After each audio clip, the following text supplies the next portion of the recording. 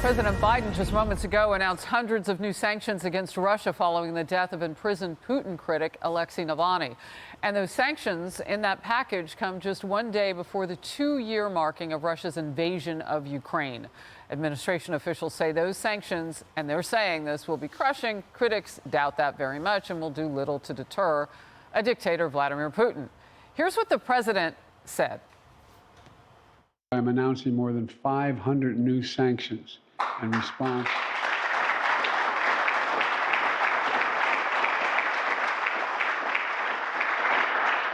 to Putin's brutal war of conquest, in response to Alexei Navalny's death.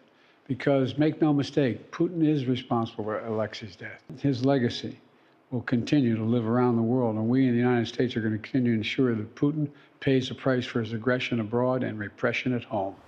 Just to set that up a little bit, we've been covering the president in that Governors Association meeting today at the White House, and there are Democrats there as well who are being crushed by his border crisis. It's been interesting to kind of follow the stream of what he's saying, but we brought you a little there. We'll bring you more news as it's made. You're watching Outnumbered. I'm Harris Faulkner with my co-hosts Kayleigh McEnany and Emily Compagno. Also joining us on this fine Friday, Fox News contributor, co-host of The Five, Jessica Tarlov, and Fox News contributor, retired U.S. Marine bomb tech and New York Times best-selling author of Unbroken Bonds of Battle, Joey Jones, is with us.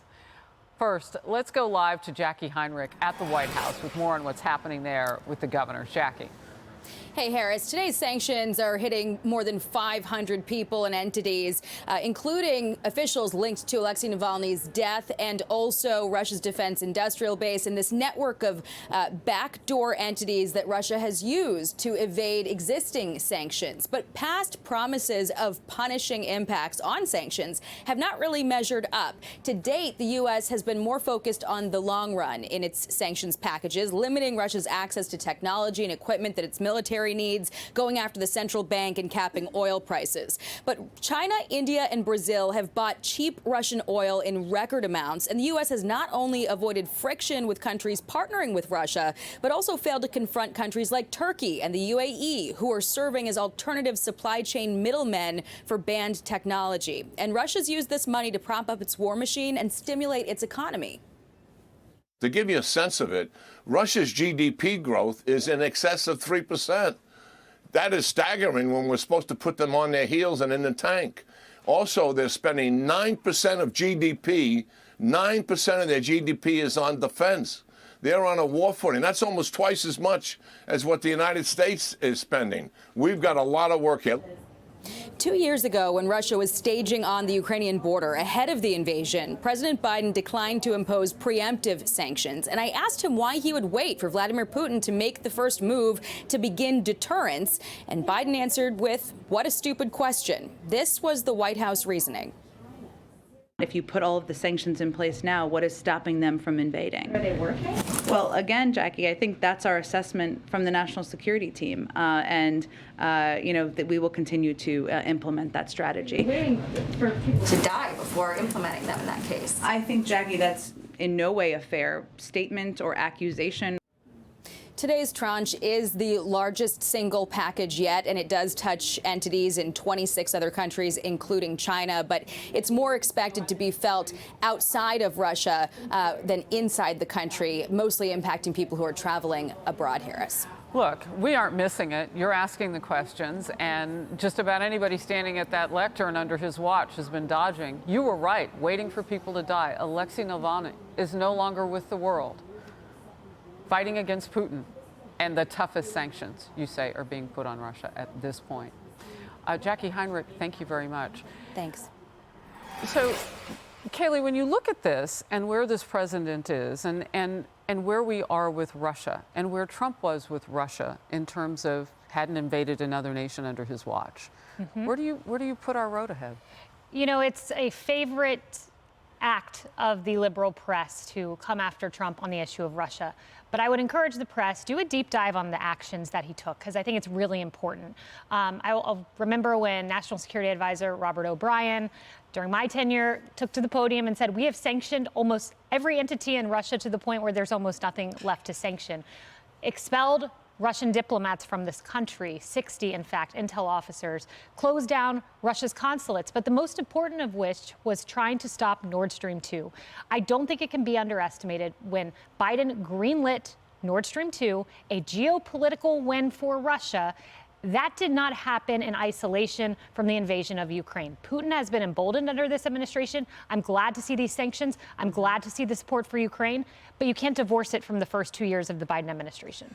You know, Joey, experts and analysts are saying that these sanctions won't make any difference at this point because it was too late in the game. What do you make of it? Well, big shocker, I'm not an economist, nor am I a foreign policy expert. I'm someone that fought a couple of wars, and I'm a very concerned American. I look at this, and watching Dana Perino this morning, I learned that Russia holds 18% of Ukraine, and they hold almost 50% of what they took on the initial invasion. They're in a position of strength right now. Ukraine says they can't defend themselves without our help, but our government tells us that Russia, for the last 2 years, is on the brink of defeat and absolute collapse because of the sanctions they've put in and the military victories of Ukraine. Those two statements don't match up. So I think most Americans sit here and they watch Republicans in Congress hold back this money going to Ukraine and give varying reasons for it. Not all of them are greatly articulated, but Americans do sit there, and it's really simple to them. Why are the interests of Ukraine more important than our interest? My question upon that, kind of my elaboration on that is it helpful to go broke getting Russia broke? And who wins when you do that? Interesting. Jessica. Well, Russia wins if we let them continue on this trajectory. And I would implore anyone who cares about the Ukrainian cause, which is the same as ours, right? Being a free democratic state, to support releasing the aid that was promised. So GOP leaders, Speaker Mike Johnson, I'm looking at you. Well, I'm not literally, but maybe you're looking at me. Release the aid, get your members to vote for it. I think what Jen Psaki was talking about at the lectern a couple years ago was that we're not going to be able to stop this with sanctions alone. It will help us. Are there stronger actions that we could take? Well, two things that I think are really important about today. One thing that they didn't do, one thing that they did do. So all of the GDP expansion within Russia, and of course General Keane is right about that they do continue to grow, but it's only in one sector, in military spending. Well, energy. No. Actually, they're down 40% in energy.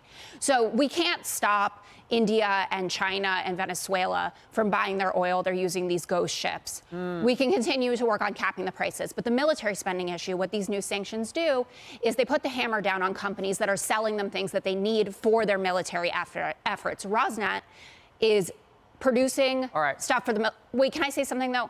From the beginning, we froze $300 to $400 billion in their foreign currency. Take that money and give it to the Ukrainians. I think that's something that Biden could do that would send a signal that the GOP needs to get off their butts and need to release our money, but that money should go to the Ukrainians. Senator Roger Marshall of Kansas said something very similar. He's on the Homeland Security Committee, and he was saying that, you know, take that money. But what he did say about the energy sector is that we didn't put tough enough sanctions in that sector. They weren't down 40% at that point.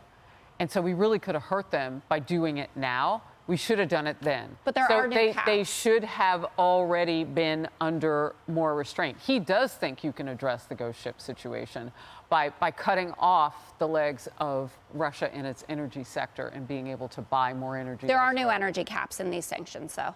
It should be noted. It says it's not enough. Okay. Emily.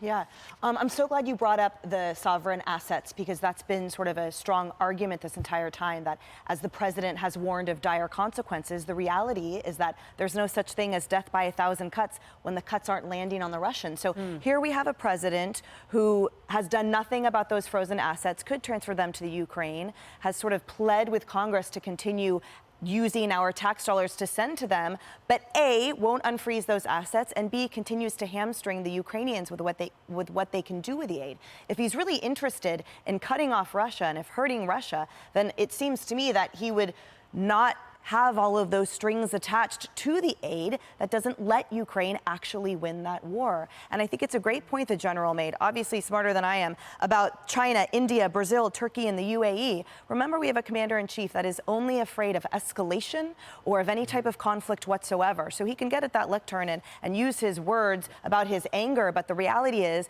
it will not land any type of impact nor any type of deterrence on Putin. Because if And by the way, throw it in, I don't mean to conflate issues, but again, this is an administration that gave the merchant of death back to Russia. Yeah. Every action that this administration has done, not the words, but the actions, have only served to further Putin's interests. Speaking of frozen money, they could hand over the $6 billion that's still frozen that was targeted to go to Iran in some kind of sweetheart deal. I mean, there's money out there that you could give Ukraine that's already accessible, already gone out of our pockets.